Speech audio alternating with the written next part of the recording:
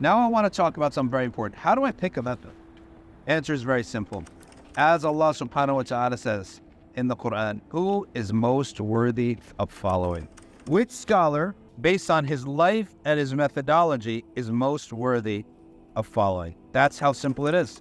So Qadi Iyad says a beautiful thing. Ijtihadul ammi, or ijtihadul muqallid.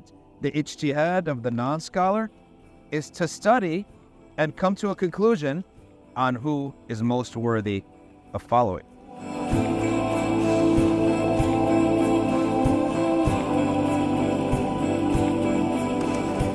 So our ijtihad is like using your mind, thinking. The ijtihad of the non-scholar, us, regular people, is to study the four imams. Not necessarily just their personalities, because all the luminaries of Islam are pious. Okay? But it's to study their methodology. In the previous video, I mentioned about the four madhabs, how their methodologies slightly differ. Okay? And how they treat the sunnah, and which sahabi they lean to more than others. For example, the Hanafi school is essentially Sayyidina Ali bin Abi Talib and Abdullah bin Mas'ud's narrations. The Maliki school, you could say, is Umar and Aisha and Abu Huraira that they rely on most.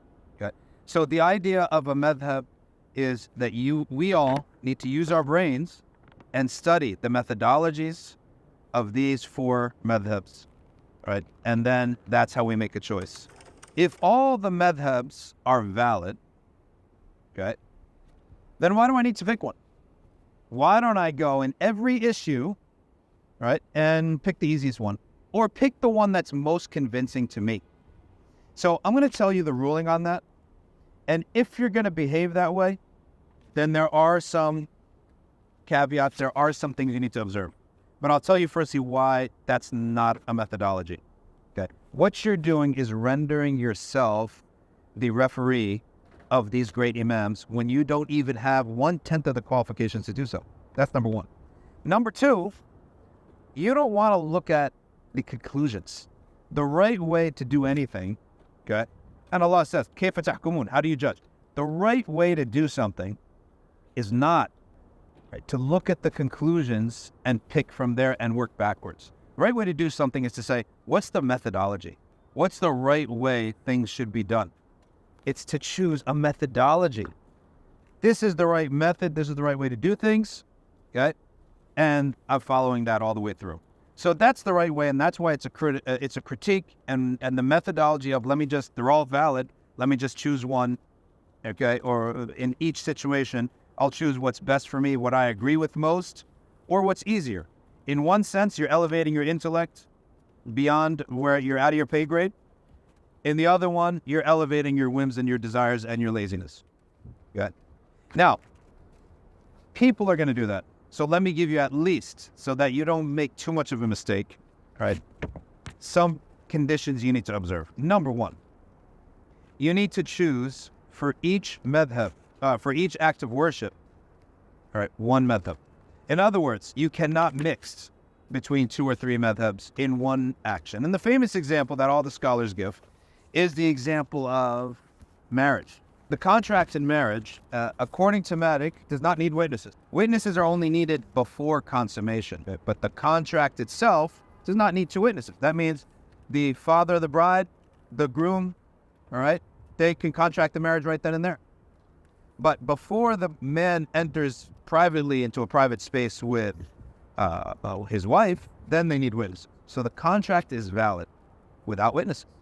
Well, with Abu Hanifa, the contract is valid without a wali. If you combine the two, you end up with a marriage contract. The wali is the guardian. If you combine the two, you end up with a marriage contract that's not valid with anybody. Nobody considers a marriage contract valid if there's no wali and no witnesses. So in each act of ibadah, wudu, you need to follow one of the madhabs. It needs to be sound in one of the madhabs. Well, why can't I mismatch them up? Because nobody did that, and Allah subhanahu wa ta'ala says, "La taqfu ma laysa laka bihi ilm." Don't invent your own things. You're not qualified. You don't have certain knowledge. Right?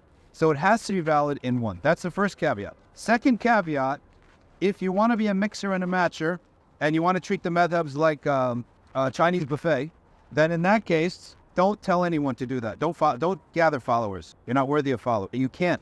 Now, take this methodology and say, all right, everyone do what I'm doing. Okay? Keep it to yourself. And inshallah, you are incorrect in your methodology, but you're not sinful. If you want to be that type of mixer and matcher, and you observe these two conditions, then you're not sinful. All right, now we're going to look at a question that comes all the time. The Prophet, the Quran said, اليوم أكملت لكم دينكم وأتممت عليكم نعمتي ورضيت لكم الإسلام دينا. Today I've completed your religion and completed your blessing, my blessing upon you. So how can you say now that there are more? Why do we need these methods? As we said, the foundations, the methodologies are finished. Yes, the foundational, the aqidah, the foundations of our law is finished. But there are constantly new matters, and there are matters Allah has left to the ulama. This is why He said, ask the scholars and not read more Quran. Okay? So that's number one. Number two, madhabs. What do people imagine the madhabs are? Do they imagine the madhabs are trying to find some unique ideas outside of Islam and then put them inside of Islam? Madhabs are meant to understand what the Quran is saying in the first place. So they are an explanation of this blessing that Allah Ta'ala has told us. The religion is complete. The blessing is complete. Now the question is, well, what does a blessing mean? What does this religion mean? What do the verses mean? What do the hadith mean? How do we act upon them? That's what the madhabs are answering, not bringing anything new so that you could say the religion is finished and we don't need anything new. Next question I want to answer is a question people say, the deen is easy, and I find following a madhab difficult. Rather, they say, for example, it's much easier to just see what people are doing and go with your local community. Look, Abdullah bin Mas'ud said, "Kun aliman aw muta'alliman wa la takun imma'a." Be a scholar or be a student, but do not be a roaming animal. The imma just follows the herd. What is the imma here? It's the lazy person. He's lazy. Okay? This attitude, oh, the deen is easy. Why do I need to go in these big books and learn terminologies? Why do I need to stick to one thing and sometimes I don't like the ruling? What is the basis of this other than laziness? The deen is easy, yeah, and it's easier when you put effort in learning what it is, learning its methodology, yeah, and then living by that and studying. It becomes even easier. It's harder to follow something that you don't study and you don't know than to follow something that you do know. I'm telling you, the Prophet ﷺ said this, and you're telling me Abu Hanifa said that, okay? You hear this all the time, and it's a scary question because, hold on a second, are we following the Prophet or following Abu Hanifa? The assumption here is that Abu Hanifa and Malik and Shafi and Ahmed, they're following the Torah or something. What are they trying to follow?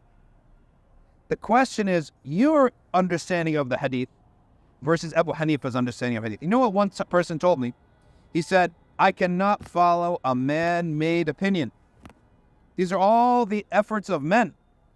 I only follow the book and the sunnah. Okay, you follow the book and the sunnah according to your understanding. Okay? According to your understanding. So in fact, is your understanding any less man-made than Abu Hanifa, Malik, Shafi, and Ahmed? Okay? So really the question is, your understanding of the sunnah versus Abu Hanifa's understanding of the sunnah. That's really the question. Your filter, your mind, the filter of your mind versus the filter of Abu Hanifa and Malik's and Shafi and Ahmed's mind.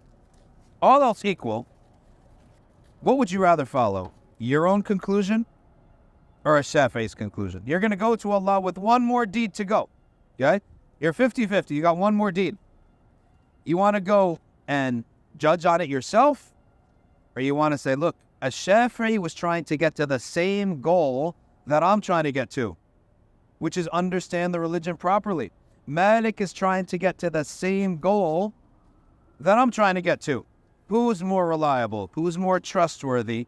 Whose words and conclusion has been checked and checked and checked and checked over the centuries? Them or me? So it's not the Prophet or Malik. It's your understanding of the Prophet versus Malik. And it's not the local. There are scholars who built their empire of knowledge on this idea. We only go back to the book and the sunnah. Hold on a second, Mr. Scholar. Then why are you writing a book? Why are you giving speeches?